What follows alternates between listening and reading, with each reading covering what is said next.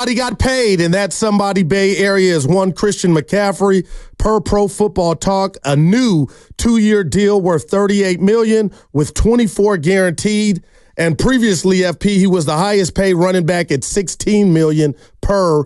He actually got a raise, so he's making $19 per year now, so a $3 million raise. Can I ask you, do you know the second highest paid running back currently in the NFL? Because I did not know this. No idea. Alvin Kamara for the New Orleans Saints, who was making 15, and then Jonathan Taylor for the Colts, who was making 14. But kudos and congrats to one Christian McCaffrey, $24 million guaranteed, and a 2-year deal worth $38 million. So that happened the first day of camp. And all I can think about after giving congratulations to C-Mac is, man, he got his money before Brandon Aiyuk. And sure enough, during the break, I go to X, and the great Matt Mayoko tweets this. Wide receiver Brandon Aiyuk is not reported for the start of 49ers mandatory minicamp. Per CBAFP, he is subject to $104,259 in fines over the next 3 days. So the question now becomes what it was to me and a lot of other, I'm sure, Niner fans out there. When are they going? Or are they going to take care of Brandon Aiyuk? But today is the day Christian McCaffrey got a new deal. And it's kind of funny. We were just talking about this in the green room. Evan had brought up his guaranteed money was vamoose, gone, zero. And the first day of camp, he gets taken care of. No shock here, but the other domino, not pizza. I'm just thinking about Brandon Aiyuk. He's not there. Where does this thing end up? Well, you got to sign him. I mean, he's one of their best players. He's part of it. You're making one more run this year. I mean, you're all in. No matter what. Everyone always worries about the cap and money against. As a fan, I don't worry about that. I just want to see my guys out there making another push at it. And he's an integral part of it, obviously.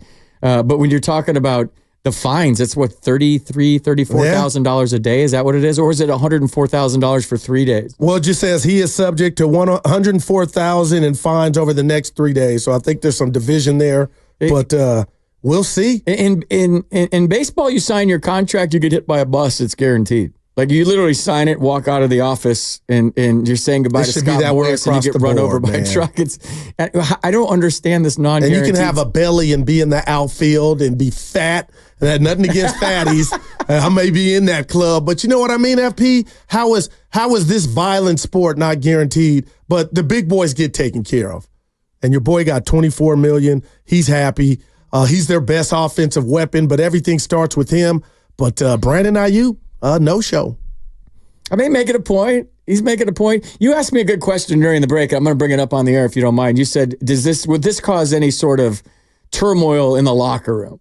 And I think with a lot of teams, yes. I think if this guy gets his money, I don't got my money, I've been talking and this isn't going well and I want this based on this guy's making this and he got paid and I didn't get paid. Sometimes that can have an effect, but egos, right? Yeah, egos. And no matter how cool your team is and how close together you are, there's always ego. You don't get to this point without having an ego as a player. Some are just small than others. I would say without being in the room, without being around these guys, just on the periphery, looking at what this team has represented over the last 3 or 4 years, these guys love each other and there are no egos, at least not big egos, in the sense that I don't think that this is going to rattle Aiyuk at all. I think he's just waiting to get his money and he's making a point. And there was a lot of talk about, not to bring it back to baseball, but Aaron Judge, that he used the Giants in the negotiations. And that's part of it, man. If you're lucky enough to play, well, that's the world we live in. Well, no, it's just do you know the percentage? It's like 2 or 3% of guys that play 6 years in the big leagues get to free agency and are good enough to negotiate. That's the tiniest of tiny percentages. Just to have the longevity and the health to play that long to get to that point, he deserved to do whatever he wanted. And talking to some people behind the scenes, he was serious about becoming a Giant. It's just the Yankees and Monument Park. And being captain of the New York Yankees, I think that was the sealer when they said you're going to be the captain, like Derek Jeter, like Ron Guidry, like Don Mattingly, and you have a chance to have your number in Monument Park. I mean, who wouldn't say no to that, even if you did grow up a Giants fan? Yeah, no doubt. But the bottom line is... But then the holdout thing, let me finish the holdout thing, it came back to haunt Nick Bosa last year. It's haunting Blake Snell right now. Wow, man. And I hope this doesn't have the same effect with Brandon Aiyuk. No, I'm with you there. There's a reason why there's camp. There's a reason why these things are formulated, and it's not just for the fans. It's for your health. Yeah. And so do you want to play uphill like Bosa did all last season? Nick Bosa never really got locked in like we've seen him before because he held out. Yeah, and through the defensive coordinator, I believe Wilkes under the bus. That's neither here nor there later on in the season. But you are right. There's something in the water in the Bay Area. But if you just turned us on, breaking news. Per Pro Football Talk, Christian McCaffrey has reset the running back market with his new 2-year deal worth 38 M's, that's million, and $24 million guaranteed. So kudos to Christian McCaffrey. And I don't think there's a Niner fan walking the world this upset with this news, FP, to know that he'll be in the backfield for a couple more years. And now the bottom line is, when do you get it done? When do you actually hoist up that Lombardi trophy? And that's not a McCaffrey problem. That's a Kyle Shanahan problem. But they got that done. And I just feel like, FP, because a lot of this, the discussion Steiny and I and the fans have had is, when is Aiyuk going to get his? And there is a branch. There is a connection here to, and again, I'm not saying McCaffrey did this, but the organization basically sent a message like, we're going to take care of the most important item on our to-do list. And it seems like that was McCaffrey. He's out the way. And now what happens with one Brandon Aiyuk? Do you think it's a case of that, Goo, or do you think it's just a case of this worked out quicker than that's working out based on where we are with this negotiation? He said yes to where we are with this negotiation, and he still wants this detail, this detail, this detail in his. I don't necessarily take it as McCaffrey's more important than Aiyuk, so let's sign him first. But we can admit that. It starts with C-Mac. Yeah, I think so, but it is a wide receivers league now. It is. I mean, CMC's bringing back the running back, but he's a Swiss Army knife, right? He's a receiver. He's a running back. Hell, I believe he's their best offensive player. Quarterback for a minute, too. So it's not so much a running backs league anymore as it is a quarterback receiver league. So I don't know that they were taking care of McCaffrey because he's the most important, even though we think he is. I think it's just sometimes the way the dominoes fall on agreement with agents and behind the scenes things and stipulations in the contract, that this one just worked out. And he said, I'm good. Let's go. No doubt. And you would know this more than I, because you are, a former professional athlete, and you talk about what you just brought up, negotiations. But I've been around a couple blocks, FP. You talk about McCaffrey, because to me it boils down to worth. And I believe if there was no number basically that the Niners were going to look at McCaffrey and say, you know what, we need time. We'll call you and your agent back. But it seems like Brandon Aiyuk might be asking for more than the team thinks he's worth. And that's when you get a pause, you get a delay, things go on, and now you get the NS. And you ask what that is, FP. You look at you know what it is, the no-show. No-show. Yeah. So I don't know if the Niners feel like Brandon Aiyuk is as important to this offense as Aiyuk thinks he is. Take him out right now in your mind. He's their best route runner. He's their biggest threat. He's their biggest deep threat. He runs the cleanest routes. He works at it. Everything he runs is like he's getting the football every play, even if he's not getting the football. The downfield blocking that he's taken so much pride in, that nobody blocks like Niners. If you don't block, you don't get the rock. That's their saying down there. So these guys block. I mean, he's a complete football player. He got good hands. He runs clean routes. I mean, just take him out in your mind right now and think about that offense. Well, what if I'm Brock Purdy in the year that you're going to decide if you're going to give him 40 or 50 M's, that you wouldn't have that at Brock's disposal, the talents and everything that you just mentioned of one Brandon Aiyuk? Like, to me, that's just risky. It's great. If I'm the Niner, if they're going to play hardball. But again, man, this whole summer has been about wide receivers. We just saw Justin Jefferson and again, Aiyuk, to me, is not in that. He's right a tier below that. Could be. Yeah, but are you going to pay on eventually on potential? Yeah, I would. My voice just changed right there. Yeah, I saw you. Leave it to Beaver. Yeah, absolutely. I think it'd be great if he did. But kudos to C-Mac. Dude, put all your chips in the middle. All in. You're all in this year to win a Super Bowl and deal with what happens in 2025 or whatever year it is later. So you're talking to Kyle and John right now then? I'm talking to the because it sounds like Aiyuk should get whatever he's asking for. I don't think the window will close with the 49ers because they're an organization that's going to reload and not rebuild, and they're just going to go out and get guys just because they've established themselves as one of the perennial greatest teams in the NFL, and they've been that for a long time. But, like, this is the year. This is the year that salary cap be damned. See, what I don't like is Aiyuk's already holding out. Let's go. Everybody all in. Yeah, and you talked about Snell and Bosa. It didn't work out. You can't, again, Bosa wasn't a stiff, but you know what it is. But his season was affected by his holdout. Yeah, but this is OTAs. Who cares? They're going home for 7 weeks. Well, he's getting fined. What sport has spring training and then you go home for 7 weeks and have to ramp it up again? OTA should run right into camp where you're actually gearing up for something and then you go to camp. What are you doing now? You're just showing up, running through plays, the playbook. No, it gets serious when you could get fined, though, FP. Yeah, that's what I'm talking about. Who cares about this? I don't care if he's here now. Yeah, but you got other coaches, and I know nobody cares. You're here for a week, and then you're going home for 7 weeks before you come back? No, it's about the camaraderie, everybody being on the same page, and I want Aiyuk to get his money, but you can't just say it's a nothing burger. And we want to hear from you. Your thoughts on the McCaffrey new contract, 888-957-9570, and also the new nugget from Matt Mayoko that Brandon Aiyuk is a no-show on day one of camp. So I get what you're saying, but to me, you want to have your house in order and you kind of want to get Aiyuk taken care of because you just talked about the Blake Snell and how it's affected him. And I know it's a different sport and Bosa last year. Those are two excellent examples. I just want to know how long this thing goes. And FP, I get that you say it's a nothing burger, but it's not good to me. Good. If it's training camp, and he's not there, okay. All right. Then it's really not good. Come on. OTAs? Right. So this change, he's getting fined. How many of the average fan even cares about OTAs? I'm with you. I mean, who cares? What are they? They're but it's shorts. A signal that your bills are not all, you know what I mean? But you're not moving in for 7 weeks. Well, look at you. You're not moving in for 7 weeks. So, yeah, those examples I used, thinking it through a little bit longer and not just like knee jerk. Blake Snell missed all of spring training, pretty much. Nick Bosa missed all of training camp, not OTA, but training camp. So if we get to that point and Aiyuk's not there, then we can start to worry a little bit.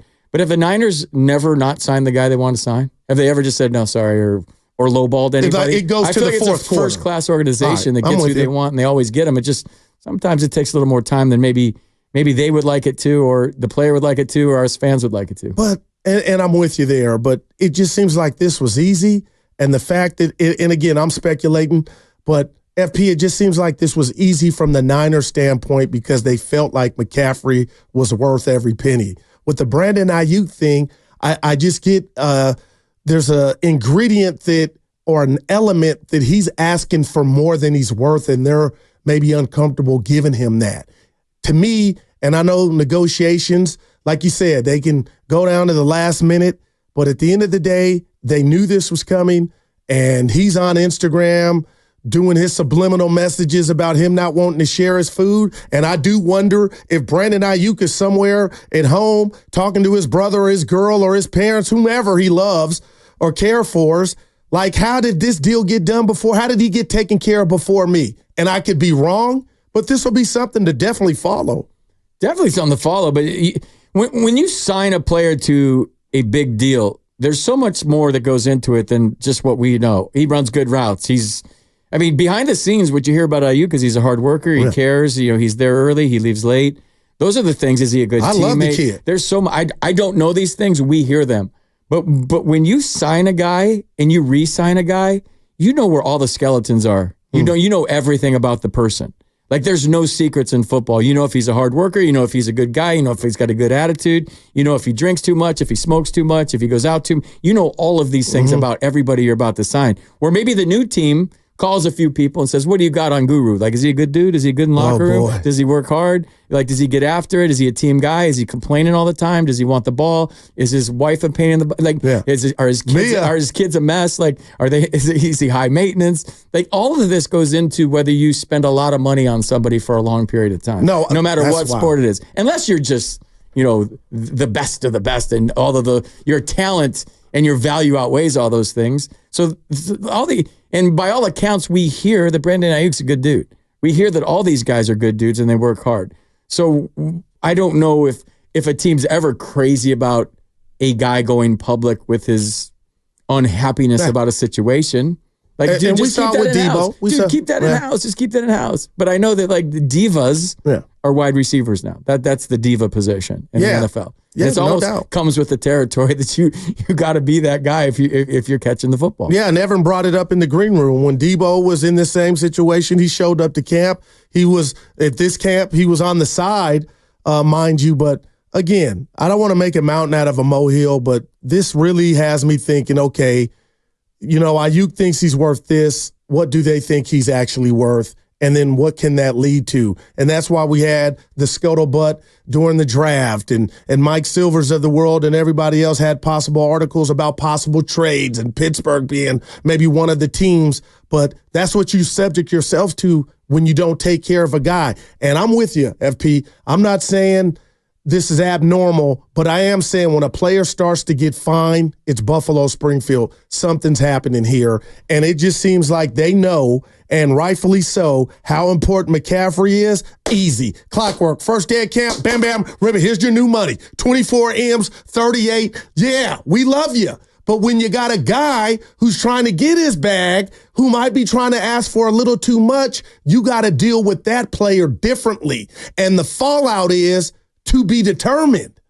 Like, I don't know if Brandon Aiyuk is going to be a 49er week one now. Like, all this talk was about Brandon, and then Evan's talking about McCaffrey, and I go, oh, my gosh, I didn't know all this guaranteed money had run out. And before we can get out the first segment of the show taken care of, that's when they know your value, and there's no second guessing. But all these other receivers who, let's put it right on the table, I believe are just a tad bit better than Brandon Aiyuk, are getting buku money. If Brandon thinks he's in that realm, then I don't want to say he's sadly mistaken, but this is what you get. This is when you find out when you talk about the organization and their clothes and this and that, and I'm not disputing that. But now how do you get past FP ain't worth all that, and we don't know what FP's asking for, but the fact that you're not there today, something's going on. Give me my bread. The question is how much. Dude, I want Brandon Aiyuk to think he's as good as or better than those guys, right? Yeah, he's a badass. But as an ownership or an organization, I have to pay based on what I think, on the numbers. But I always want my receiver to think he's the best receiver in the NFL. I think that's half of what makes any athlete great. Like, you got to think that. And I want to get paid. Just how they go about it is going to determine how long or how short this thing goes. I'm not going to get freaked out until it's time to get freaked out. You're worried about things. Yeah. They could sign. Well, he's getting fined. I know you're like his choke we could be doing the show tomorrow and he could sign. But we've been saying that for weeks. And you're, you know what? You're right. Dude. I'm going to meet you halfway. You are correct. But it's just funny that scenario you just gave, it happened, but it wasn't with the player we thought. Brandon Aiyuk. Right. So it's quiet on the set. And like you said, you keep going to, and I'm with you, Snell and Bosa last year. You just hope it doesn't get to that point. But right now, I believe your best player on the team, you're taking care of him. $24 million guaranteed, $38 million over 2 years. So on that, who's second best? Sorry to interrupt. Second best, Brock? No, would be Bosa. Bosa? Yeah. And then let's rank them. Let's rank them. Okay, one is... I'm putting you on the spot. No, but I got it. McCaffrey, number one. All right. Congrats. Number two, Nick Bosa. Number three, Fred Warner. Okay. I'm with you, by the way. Okay, so those are my top three. Picks. And number four... Brock? Where's Brock in this? Yeah. Because I want to go Trent Williams, but I'm going to go Brock Purdy because I know that's the most important position outside of, to me, shortstop in sports. Is the quarterback. Yeah. I'm going to go Brock at 4. All right, I will too. Right. And then Debo, don't get mad at me. Trent 5. Yeah, 5, and then Debo 6. A lot of people put Trent 1. Yeah. But, again, do I sound like a hater that I'm fixated on this? No. This came out of nowhere.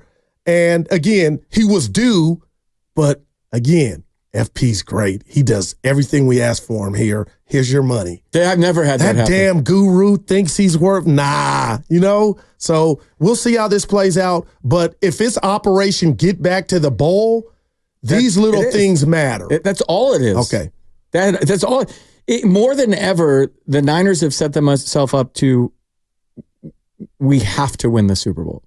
Like, that's a lot of pressure on an organization. It's not that easy. There's so much luck involved and so much crap can happen and injuries and stupid referees with their stupid calls, and you run into a buzzsaw in the playoffs. You just don't know.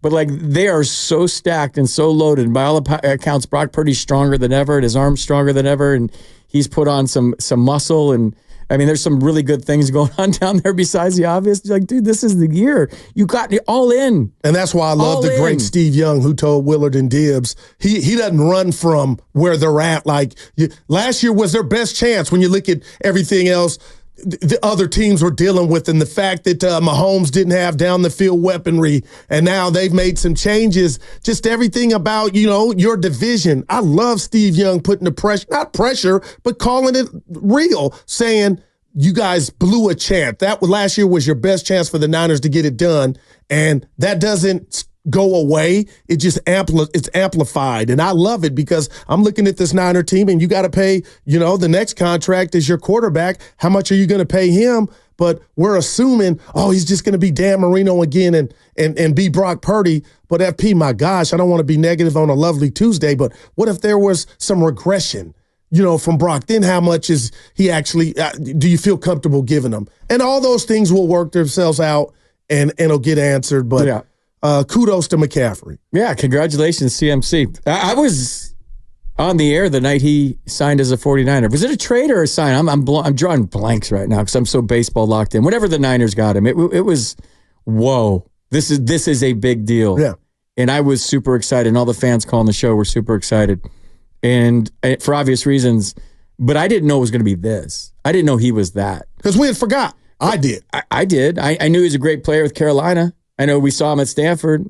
I've always loved the guy from afar, but I didn't know the impact, like the legit impact he would have on this franchise. And it's been incredible to watch. And you want